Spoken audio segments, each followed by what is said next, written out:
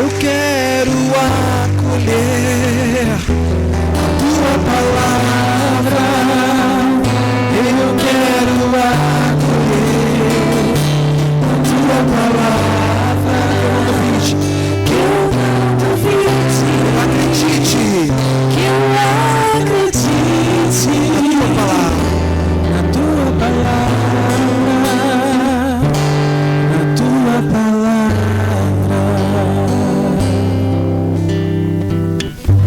Se a vossa justiça não for maior que a justiça dos mestres da lei e dos fariseus, vós não entrareis no reino dos céus.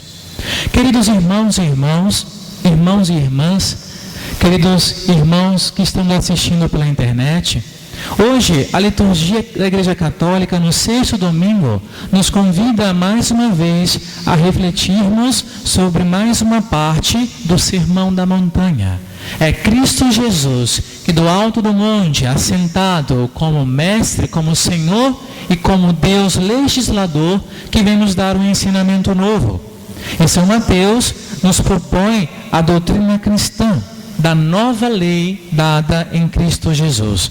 Ele mesmo diz que essa lei que Ele nos dá não se contrapõe à lei antiga, do Antigo Testamento dada por Deus a Moisés, o Decálogo, os 10 Mandamentos, mas vem levá-la a um patamar mais alto, vem complementar ou levá-la a uma perfeição. E aqui, o trecho de hoje, nós temos estas antíteses, que são compostas de 5 fórmulas, 5 sentenças. E Jesus se coloca como aquele que tem toda e total autoridade. Ele fala da condição de homem-deus, de legislador, mais do que Moisés. E ele começa dizendo: ouvistes o que foi dito aos antigos, porém eu vos digo. Portanto, Jesus manifesta aí que ele vem sim dar essa perfeição à lei. E percebemos que a versão cristã dos mandamentos, ou seja, a doutrina de Jesus, ela, a grosso modo, olhando assim o trecho que nós lemos, ela é muito mais rígida, mais rigorosa e até certo ponto pesada, comparada com os 10 mandamentos. Diz lá na lei: não matarás. Porém, Jesus nos diz: todo aquele que se encoleriza contra o seu irmão já cometeu pecado. E todo aquele que diz tolo ou idiota já está condenado, diz a Escritura. Mas, padre, como é que é isso? Eu acho que não tem nenhum de nós aqui presentes ou em casa que nunca tenha tido raiva do próximo, do irmão, de um colega, de alguém que seja próximo a ele. Ninguém. Humanamente falando, isso é impossível, padre. E eu concordo. Humanamente falando, isso é impossível. Mas Jesus, ele sabe que a sua doutrina, o seu evangelho, a sua boa nova, ela é dada a pessoas que vivem uma vida nova. Homens e mulheres batizados, que possuem o Espírito Santo dentro de seus corações. Então é essa graça que vem do alto, que está em nós, que nos faz sermos melhores do que nós somos. E toda a lei de Cristo, ela é baseada unicamente naquela outra síntese que ele faz mais à frente, que possivelmente vamos ler no próximo domingo. Amar a Deus sobre todas as coisas e ao próximo como a nós mesmos. São Paulo, na carta aos Romanos, capítulo 10, versículo 13, diz que o amor, a caridade, é a perfeição da lei. Então, se eu amo de verdade a Deus e ao próximo, eu já cumpri toda a lei. Se eu amo de verdade ao Senhor e amo ao meu próximo, evidentemente que eu não vou lançar um olhar de desejo sobre a mulher do próximo, porque eu me coloco no lugar do outro. E também não gostaria de que alguém olhasse para minha esposa com um olhar de desejo, por exemplo. Essa é a lógica do reino de Deus. Percebendo que Deus está entre nós e nos une e nos faz sermos melhores. Agora, Jesus diz que a nossa justiça deve ser maior que a justiça dos fariseus e mestres da lei. vamos interpretar essa justiça como santidade. O fariseu, o mestre da lei, o escriba, ele vivia uma lei cega e vivia escrupulosamente de acordo com aquela lei. Era um cumpridor da lei de maneira perfeita, mas fazia tudo de maneira externa. Ele não colocava amor naquilo que fazia, ele colocava simplesmente a própria pessoa.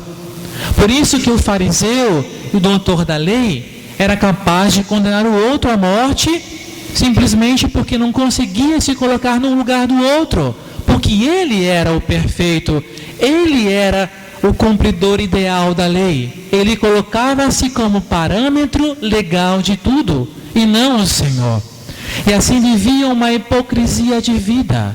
Jesus não quer homens e mulheres hipócritas, que vivem de maneira falsa a sua vida, mas Ele quer que nós nos aprofundemos realmente na verdade de nós mesmos e vivamos a autenticidade. Por isso Ele diz que o vosso sim seja sim e o vosso não seja não, sem dizer mentiras ou falsidades, mas vivendo a sinceridade dos nossos corações.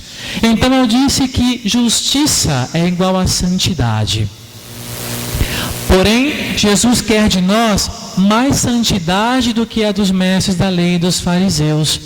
E nós só seremos realmente homens e mulheres mais santos se vivermos aqui e agora o mandamento novo do amor, a caridade, o amor sincero a Deus e ao próximo.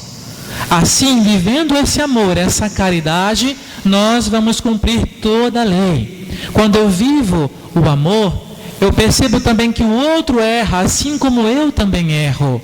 Por isso eu não me encolerizo com o outro, mas sou capaz de suportar na caridade quando o outro pisa na bola. Hoje em dia nós vivemos uma sociedade em que cada vez mais é ensinado de que quem perdoa é burro, é idiota. E nós vamos crescendo ensinando isso aos nossos filhos, nossos sobrinhos e netos, como se fosse verdade. Na verdade, aquele que perdoa, que acolhe, não é perdedor, mas é uma pessoa que vive em tudo o Evangelho. Olhando para o nosso ensinamento de hoje, percebemos que a pessoa que perdoa vive o mandamento do amor, vive o amor em plenitude, porque entendeu tudo aquilo que Jesus quer dizer. Nós temos que ser capazes de perdoar. Mas padre, aquela pessoa fez isso, isso e isso comigo, e eu não consigo perdoar, eu não sinto no meu coração que devo perdoar, eu tenho muito rancor ainda. Peça a Deus a graça de perdoar e acolher. Mas padre, eu sinto muita raiva. O sentimento passa, gente. Porém, amor não é sentimento. Eu falava ontem, e hoje também eu disse nas outras missas, que nós estamos acostumados à banalidade do amor. Ligando a televisão, está lá, né, o rapaz lá na novela, falando para a mocinha, eu te amo, outra, eu te amo também. Amor não é paixão. Amor é muito mais do que isso. Os cientistas aprovaram que quem está apaixonado sofre uma reação química no cérebro que dura 3 anos. Passados 3 anos, aí sim nós aconselhamos a dar um passo maior, um noivado, um compromisso com aquela pessoa, por exemplo. Agora, em menos de 3 anos não é possível conhecer aquela pessoa de verdade. Então, vivemos aquela ilusão, né, da paixão. Quando passa a paixão, vocês são casados há mais tempo, né? 5, 10, 20, 30 anos, sabem disso. Começa a ver os defeitos do outro, da outra. Ela não é tão boa como imaginava, né? Ele não é tão perfeito, tem um monte de vícios. Como precisa mudar meu marido, padre? É verdade, mas a senhora também. E assim vamos vivendo. Mas sabendo de que aquilo que resta é amor. É um compromisso diário que você que é casado, que é casada, tem que refazer diante de Deus e diante da sua família.